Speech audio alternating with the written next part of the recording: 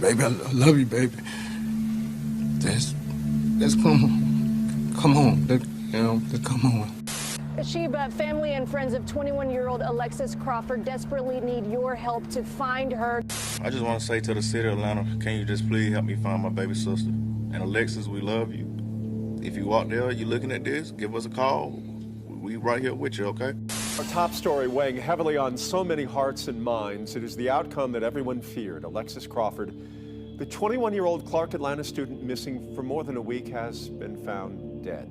Alexis Crawford was a social media personality and internet sensation from Athens, Georgia. Growing up in a warm and loving household with 8 siblings, Alexis was known for her bold, devoted, and fun-loving nature. Despite moving an hour and a half away to college, Alexis remained deeply connected with her family and friends back home. However, the course of her life took a dark turn when a seemingly ordinary FaceTime call turned into a perplexing mystery. In today's video, we will dive into the unsettling truth surrounding Alexis's sudden disappearance, a story that has left her entire community in shock. Good day, my beautiful people. I am the mysterious Black Bandit. Welcome back to the #1 true crime/tragic events channel on YouTube.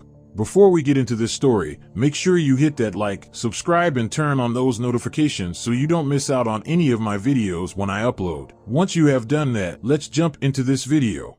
21-year-old Alexis Janae Crawford was a warm and welcoming person who had a very bright future ahead of her. She graduated from Clark Central High School and wanted to pursue a criminal justice degree in college. Once she made it to college, everyone was pretty much drawn to her, but one person that automatically clicked with her was a fellow Clark Atlanta University student named Jordyn Jones. Jordyn was raised in the small Michigan town of Auburn Hill, where her father served as both the church deacon and a police officer. Jordyn and Alexis bonded well right away and soon became best friends. Not wanting to move in with just a random person, Alexis and Jordyn decided to rent an apartment together off campus. Over time, their friendship had grown so much that Alexis invited Jordyn to visit her family and friends back home during just about all their school breaks. With open arms, Alexis's family welcomed Jordyn into their home as if they knew her their whole life and stated Alexis and Jordyn were like 2 peas in a pod. Now on October 26, 2019, Alexis, Jordyn, and Jordyn's boyfriend, 21-year-old Barron Brantley, decided they were going to go out to a bar to have a few drinks and have some fun. Throughout the night, the 3 of them danced, laughed, and had plenty to drink. As a matter of fact, they drank a little too much and became very intoxicated, so they ended up having to leave early to head back home. Once they made it back to their apartment, Jordyn started to feel sick and decided she was going to lay down on her bed. About an hour later, she woke up because she had to use the restroom, but when she tried to open the door, she noticed it was locked. Jordyn then begins to knock on the door, and within a split second, her boyfriend Barron walked out shirtless while fixing his pants. As she went into the restroom, she saw Alexis lying on the floor, unconscious, and just wearing a bra. Jordyn immediately started questioning him, asking, "Why were you in the restroom with her? What did you do?" Barron, who was now standing in the living room, said, "Man, I ain't touch her. I ain't her either." This caused them to get into a heated argument until Barron got fed up. He then grabbed the keys to her 2017 Chevy Cruze, ran out of the apartment, and then drove off. Jordyn, who was running after him down the streets, turns around and heads back to their apartment to call the police. 911, operator 7378. What's the address of the emergency? McDaniel Street. What's the street name? McDaniel Street. What's the apartment number? You need police, fire, EMS. Yes, because my ex-boyfriend just stole my car. He took my keys and ran, and I'm about to... What kind of car you got? A 2017 red Chevy Cruze. Okay. What's your name? Jordyn Jones. All right, Miss Jones. Jordyn.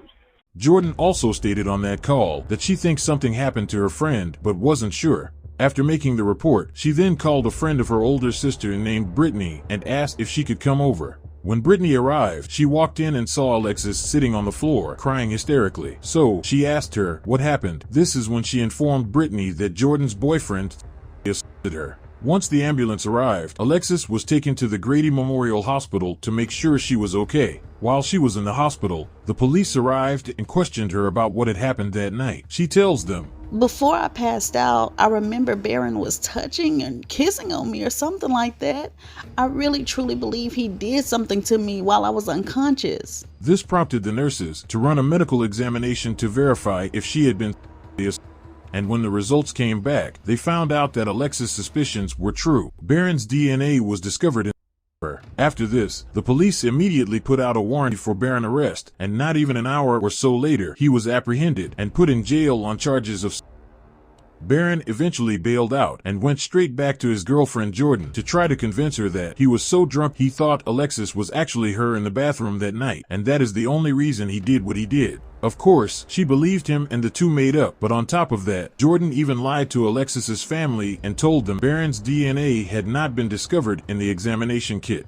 Alexis couldn't understand why Jordyn would even believe Barron, let alone take him back, especially after what she told her he had done. This caused their friendship to end, but Alexis made it clear that Barron was not allowed back to their apartment. Now after this incident, it was reported that Alexis had contacted her friends and told them, "Girl, I'm so afraid to sleep in my bedroom that I done started sleeping on the couch in the living room." At the time, she didn't realize it, but her conscience was just letting her know the threat was still close around because Jordyn never kicked her boyfriend out. In fact, on October 27th, Jordyn snuck Barron back into the apartment and let him stay in her room for the next few days. On October 30th, 2019, Alexis and Jordyn's date started as usual, with them attending their classes. Then Alexis had her customary conversation with her mother over the phone, and at approximately 8:45 p.m., Alexis sent a text to her sister Alexandria asking, "What are you doing for the weekend?" This would be the last time anyone would hear or speak to her again. The very next day, Alexis's family made several attempts to contact her, but received no response to their calls or messages. This was something that was very unusual for Alexis because, even if she was busy or unable to talk at the time, she always replied to her family. So after not hearing from Alexis the whole day, her relatives became very concerned and reported her missing on November 1st. After the report was made, Atlanta police began their investigation by visiting her off-campus apartment to talk to Jordyn to see if she had seen or heard from her. She tells them that Alexis had asked her if she could drive her to the liquor store on the evening of October 30th, so around 11:30 p.m., they rode to the store and made it back home around 12:30 a.m.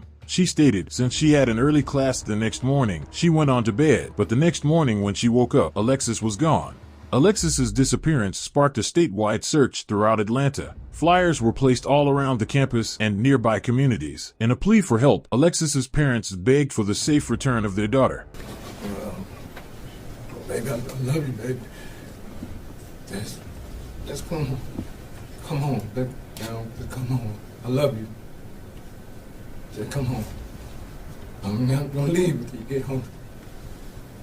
Even Jordyn posted a picture of the missing flyer on her Instagram page, stating, "I just feel helpless. My heart is really hurting now." But soon, the people who really cared about Alexis would find out that Jordyn may have had something to do with her going missing. During the investigation, the police learned that on the day she disappeared, at 3:23 p.m., Alexis had been FaceTiming her mother Tammy, and she stated Alexis was laughing and joking while they were talking and seemed to be in great spirits. Then around 11:30 p.m., the surveillance footage at D&M Package Store on Ralph David Abernathy Boulevard showed her on camera wearing a red sweatshirt and black leggings. During the course of the investigation, detectives started to believe that Jordyn may know more than what she had told them. Once a search warrant was granted, they were able to search Alexis and Jordyn's apartment, and according to the investigators' report, Alexis's phone, bank cards, and student ID were nowhere to be found, but they did discover several drops of blood while using luminol, which enabled them to find traces of blood in at least 5 or 6 distinct locations. In addition to that, Jordyn and Barron were reportedly seen on surveillance cameras in the parking garage getting into her vehicle around 3 in the morning.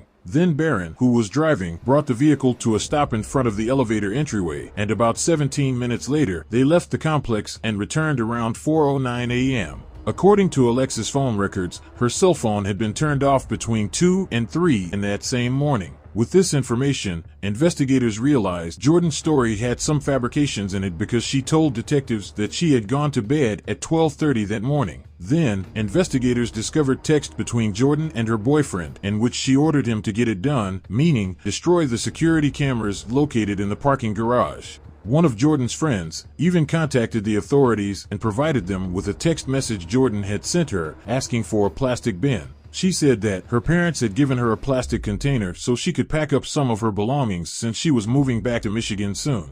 This missing bin played an important part in the police investigation. On November 8th, Jordyn was brought in and questioned by authorities, and with all the evidence pointing at her, she reportedly confessed to the murder of her ex-best friend, Alexis Crawford. She told investigators within hours of their late-night run for alcohol, they had got into a physical fight inside their off-campus apartment after Alexis found out that Barron had been living there the whole time after the SA incident. Then, as the fight continued, Barron rushed out of the room to help her. She then stated, he grabbed a shirt, wrapped it around her neck, and began choking her until she was no longer breathing. In a panic, her and her boyfriend placed Alexis in a plastic bin and transported her deceased body to the Exchange Park in Decatur, Georgia, and when they got there, they placed her body in the wood. After her confession, she showed the investigators exactly where they could find the body of Alexis. When they finally located her, they saw that a blue blanket had been wrapped around her, both of her wrists were tied with the red sweatshirt she had been seen wearing in the surveillance footage, and a blue t-shirt had been wrapped over her neck with a plastic trash bag over her head. Now, when Barron was brought in for questioning, he reportedly confessed to strangling Alexis, but stated Jordyn had also helped by suffocating her with a trash bag. Then he said, once they realized she was dead, they placed her body in that plastic container and drove Jordyn's car to the park, where they shoved the bin over a hill, but as the bin was sliding down the hill, it tipped over and her body fell out of it. Then around 4 a.m., they headed back to the apartment, attempted to clean up the crime scene, and went to bed. He continued, the day afterward, they attended a Halloween party. Then the next day or so, they acted as if nothing had occurred. With Jordyn and Barron confessing to the crime, they both were immediately taken into custody to await their trial date.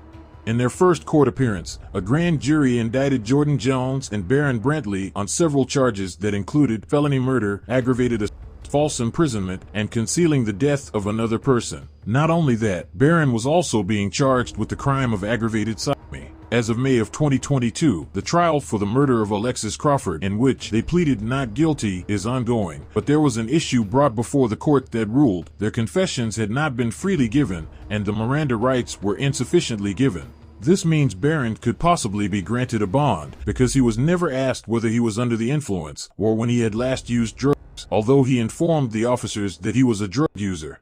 On top of this, Barron's odd behavior as he spoke to detectives, which included him asking officers for a hug, intense chain smoking, and needing to lean on a car to avoid falling down, confirms that in his testimony, he was under the influence of drugs to such an extent that he was unable to understand and appreciate his rights and the consequences of waiving those rights. According to investigators, both of them admitted to at least part of their roles in the crime under questioning, but each gave conflicting stories that point the finger at each other. So what this means, Barron may possibly be granted a bond in the near future if their attorneys are able to split the trials. In the end, when the parents learned that Barron was seeking a bond, they immediately started speaking out because the monsters that murdered Alexis should not ever get out of jail under any circumstances, and they plan to do any and everything to keep this from happening.